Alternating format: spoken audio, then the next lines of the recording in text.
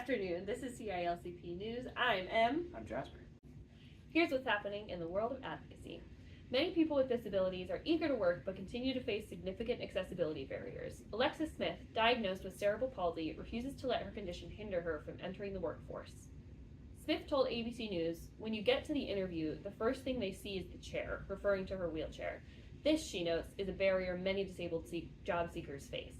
According to the CDC, 1 in 4 adults in the U.S. has a disability, and many desire employment. However, accessibility issues and discriminatory hiring practices often stand in the way.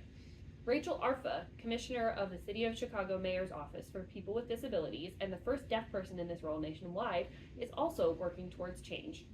People like Arfa advocate for increased representation of disabled individuals in the workforce. Arfa stated, "Disabled people are some of the best problem solvers due to the barriers they face daily."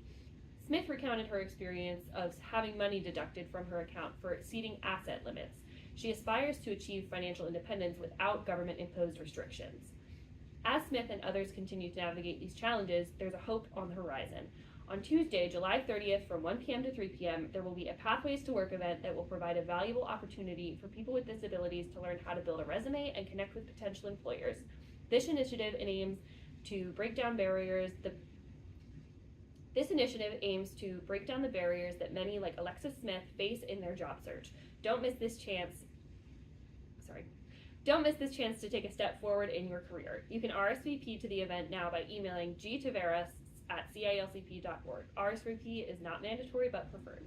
And now to Jasper. Dunmore today, Governor Josh Shapiro and Secretary of Revenue Pat Brown visited the Robert Daugherty Dunmore high-rise to announce the distribution of property tax and rent rebates under the newly expanded property tax/rent rebate program.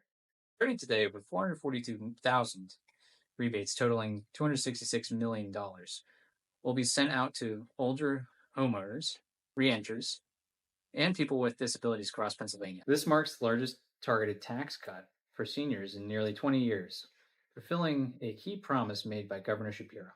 Joining the governor and Secretary Brown was the first-time rebate recipient, Joanne Rinaldi, who expressed her gratitude for the financial relief local officials, including the U.S. Congressman Matt Cartwright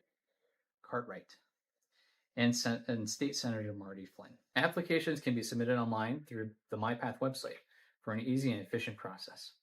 For more information and assistance, residents can visit mypath.pa.gov or call 1-888-222-9190. Now with legislative news, Kevin. This is Kevin Groom, here with your legislative news. A new investigation by the Department of Justice reveals that Utah is violating federal law by segregating people with disabilities in workplaces with limited interaction with non-disabled individuals. Nearly 600 Utah citizens with disabilities earn less than the state's minimum wage of $7.25 an hour under a federal exemption allowing sub-minimum wages. This exemption dates back to the 1930s and was initially intended to promote hiring individuals with disabilities, but advocates now label the practice as exploitative. In Utah, 9 companies pay workers with disabilities below minimum wage. These workers often perform tasks in isolated environments. This goes against the Americans with Disabilities Act, which mandates integration into the community. Efforts to abolish sub-minimum wages in Utah were thwarted earlier this year, despite advocacy from groups such as the Disability Law Center of Utah, which decrees the indefinite nature of sub-minimum wages as discriminatory. States like Utah face growing pressure to join others who have phased out this practice and to provide equitable employment opportunities for all. That's all for legislative news. Hello, this is Caroline here with the local scoop.